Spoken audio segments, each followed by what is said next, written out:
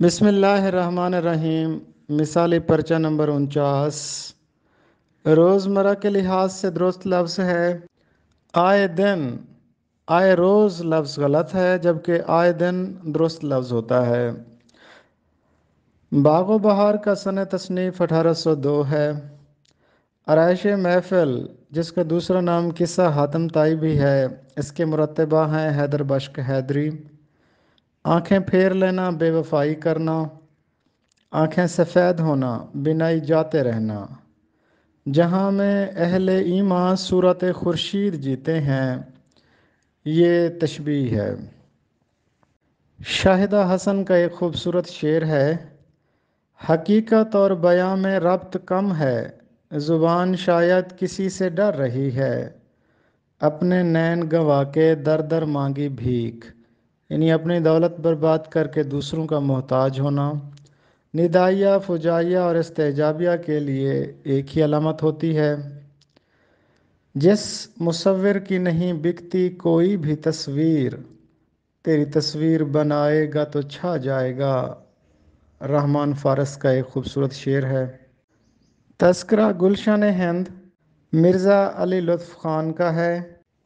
پیسہ اخبار کے مدیر تھے منشی محبوب عالم۔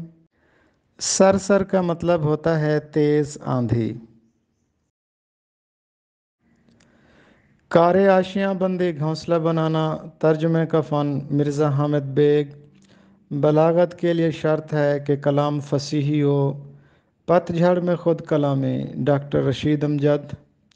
نکلے تیری تلاش میں سفر نامہ مستنصر حسین تارڑ کا ہے۔ پنجاب کا پہلا اخبار یہ کوہ نور تھا۔ اردو تنقید کا ارتقاء ڈاکٹر عبادت بریلوی کی کتاب ہے۔ طلسم خیال یہ کرشن چندر کا پہلا افسانوی مجموعہ ہے۔ بسم اللہ الرحمن الرحیم۔ ادبی معلومات سیٹ نمبر 1176۔ پہلی معروضی ہے، لغات کے اندر اکثر الفاظ کے آگے ایک لفظ لکھا ہوتا ہے، ایبریویشن مخفف لکھا ہوتا ہے، رے کاف یعنی رک۔ یہ رے کاف سے کیا مراد ہے؟ رے کاف کا مطلب ہوتا ہے رجوع کیجئے۔ دوسری معروضی ہے نعم البدل۔ نعم البدل کا مطلب ہے اچھا بدلہ۔ ایک ضرب المثل ہے، آبی سونٹے تیری باری، کان چھوڑ کن پٹی ماری، کسی کام میں لگاتار ناکام رہ کر آخری تدبیر کرنا۔ قواعد کے لحاظ سے دبیر الملک کیا ہے؟ دبیر الملک یہ خطاب ہے اور یہ مرزا اسد اللہ خان غالب کا خطاب تھا۔ اپریل 2023 میں ایک سفر نامے کی اشاعت ہوئی۔ سفر نامے کا عنوان تھا حیرت بھری آنکھ میں چین۔ یہ کس کا سفر نامہ تھا؟ سلمی آوان کا سفر نامہ تھا۔ اقبال کی پوری شاعری کا ماحصل ایک نظم کو کہا جاتا ہے، اس نظم کا عنوان ہے ساقی نامہ۔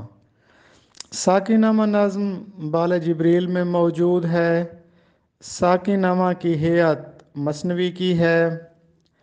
حسن عباس کا ایک خوبصورت شعر ہے، کسی کے ہجر میں یوں ٹوٹ کر رویا نہیں کرتے، یہ اپنا رنج ہے اور رنج کا یوں چرچا نہیں کرتے۔ اردو ادب کی مختصر ترین تاریخ از ڈاکٹر سلیم اختر، باب نمبر 9، لکھنؤ میں اردو ادب، لیکچر نمبر 117۔ شان اودھ حضرت محل وسیم احمد سعید کی تصنیف ہے۔ نہ تخت اور تختہ اسیری نہ شاہی، مقدر ہوئی ہے جہاں کی گدائی۔ حضرت محل شاعرہ بھی تھیں اور یہ ان کا شعر ہے۔ نواب غازی الدین حیدر نے لکھنؤ میں پریس لگوایا۔ سن 1234 ہجری میں نواب غازی الدین حیدر نے ایک لغت مرتب کروایا جو کہ عربی لغت تھا اور کئی جلدوں پر مشتمل تھا۔ لکھنؤ انیس کا گم شدہ مصرع، یہ ڈاکٹر سلیم اختر کا ایک مقالہ ہے۔ اودھ کے حکمرانوں کی عیش پرستی ضرب المثل ہے۔ انشاء اللہ خان انشا نے دریائے لطافت میں بحروں کے نام زنانہ رکھے ہوئے تھے۔ دریائے لطافت اردو قواعد کی پہلی کتاب ہے جس میں انشاء اور عروض پر بات کی گئی ہے۔ زنانہ بحروں کے نام تھے پری خانم پری جان۔ نواب واجد علی شاہ نے زنانہ فوج بنائی تھی۔ زنانہ پلٹونوں کے نام تھے اختری، نادری، گھنگھور۔ ڈاکٹر خواجہ محمد زکریا کی تاریخ سے معروضیاں: مادھونل اور کام کنڈلا مظہر علی ولا کی تصانیف ہیں۔ بیتال پچیسی مظہر علی ولا کی ہے۔ لطائف ہندی یہ ہندوستان کی ظریفانہ کہانیوں اور لطیفوں کا مجموعہ ہے۔ خلیل خان عاشق نے داستان امیر حمزہ تصنیف کی جان بارتھو گیلکرسٹ کی فرمائش پر۔ میر کے فارسی دواوین کی تعداد: میر کے فارسی کے دیوان 1 ہے۔ اردو شاعری کا عہد زریں میر سودا اور درد کے دور کو کہا جاتا ہے۔ میر کو سرتاج شعرائے اردو مولوی عبدالحق نے کہا ہے۔ غالب نے لطائف غیبی رسالہ کس فرزی نام سے لکھا؟ سیف الحق کے فرزی نام سے۔ غالب ایوارڈ کس ملک کا سب سے بڑا ایوارڈ ہے؟ بھارت کا۔ اردو ادب کی مختصر تاریخ از انور سدید: جرأت ہم عصر تھے انشا اور موصفی کے۔ گلشن بے خار ایک مشہور تذکرہ ہے جو فارسی میں لکھا گیا ہے۔ یہ نواب مصطفیٰ خان شیفتہ کا ہے۔ کون سے شاعر تھے جو آخر عمر میں غزلیں فروخت کر کے گزارا کرتے تھے؟ شیخ غلام حمدانی موصفی۔ موصفی کے کتنے دیوان ہیں؟ موصفی کے 8 دیوان ہیں اردو کے۔ فارسی نثر کی کتاب مجموع الفوائد کس کی ہے؟ یہ موصفی کی ہے۔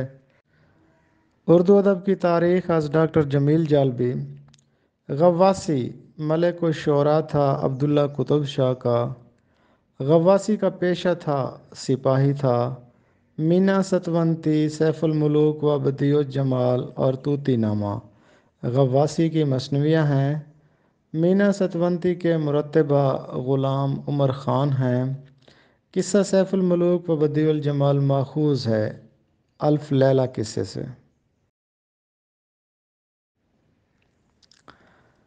آج بروز 2 اگست 2023 کا ٹاسک: اپنے علاقہ کی آبادی اور شرح خواندگی کے متعلق بتائیے۔ المیہ کیا ہے، اس کی تعریف کیجیے اور عناصر بتائیے۔ داستان کی تعریف کیجیے اور 3 مشہور داستانوں کے نام بتائیے۔ ہائیکو کی تعریف کیجیے اور 3 مشہور ہائیکو نگاروں کا نام بتائیے۔ اپنی پسند کا ایک ہائیکو سنائیے۔ تہذیب اور ثقافت میں کیا فرق ہے؟ تہذیب اور تمدن میں کیا فرق ہے؟ نظم کی تعریف کیجیے۔ پہلے نظم گو شاعر کون ہیں؟ ان کا کوئی شعر سنائیے۔